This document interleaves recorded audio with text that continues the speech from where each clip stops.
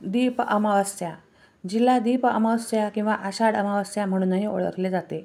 हा सण हिंदू संस्कृतीतील महत्त्वाचा दिवस आणि विशेषतः महाराष्ट्र आणि कर्नाटक राज्यांमध्ये दीप अमावस्या अतिशय उत्साहात साजरी केली जाते.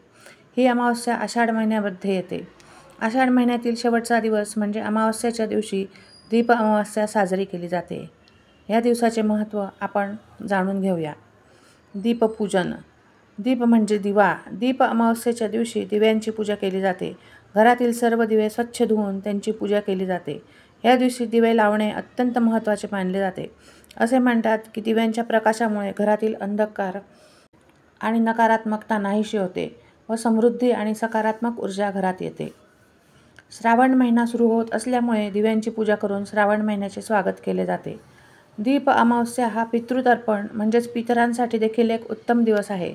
या दिवशी पितरांची पूजा केली जाते आणि त्यांना नैवेद्य अर्पण केले जाते, ज्यामुळे घरात जर पितृदोष असेल तर घरातील पितृदोष नाहीसा होतो.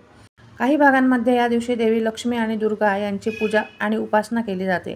घरामध्ये सुख समृद्धी येण्यासाठी आणि वाईट गोष्टींपासून संरक्षण होण्यासाठी लक्ष्मी आणि दुर्गा देवीची पूजा केली जाते.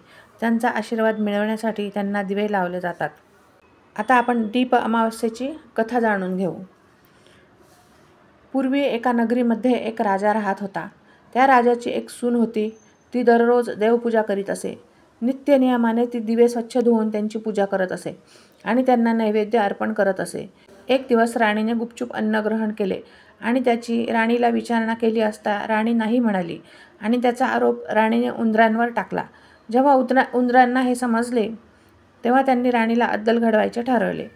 उंदरांनी राणीची चोळी रात्री गुपचूप पाहुण्यांच्या अंथरुणामध्ये नेऊन टाकली.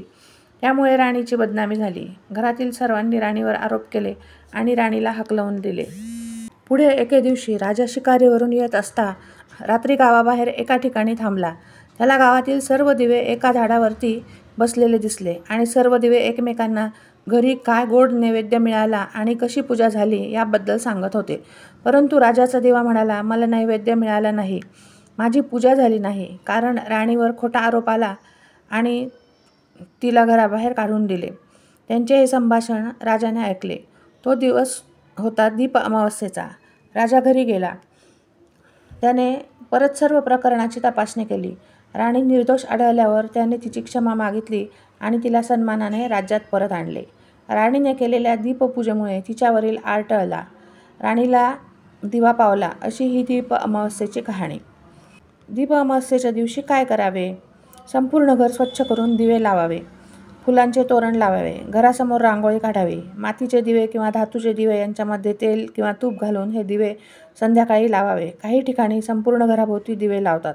या दिवशी देवतांची पूजा, आराधना आणि मंत्रांचे पठण करण्यास जास्त महत्त्व आहे. आत्ताच्या काळामध्ये सगळीकडेच विजेचे दिवे आहेत, त्यामुळे पारंपरिक दिव्यांचा वापर कमी झाला आहे.